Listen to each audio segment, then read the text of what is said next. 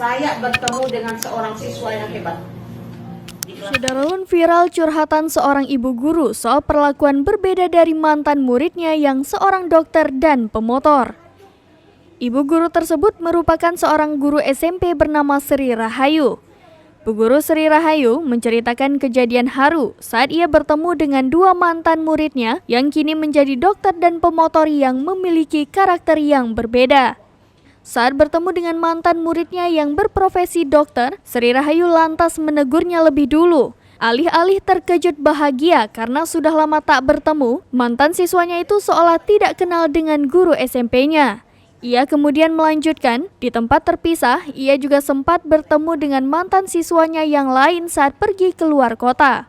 Ia mengatakan, saat keluar kota malam-malam dikarenakan tugas, di tengah jalan motornya mogok karena kemasukan air. Dari pinggir jalan ia melambai-lambaikan tangan, meminta bantuan dari orang yang lewat. Namun, tak ada satupun pengguna motor yang berhenti mau menolongnya.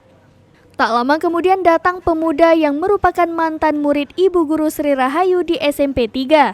Bahkan, selang 2 hari Bu Sri kembali ke hotel itu untuk check out. Saat mau membayar tagihan hotel, dia justru mendapat informasi mengagetkan. Ia mengatakan bahwa orang hotel tersebut mengatakan tagihannya sudah dilunasi pemuda yang mengaku mantan muridnya.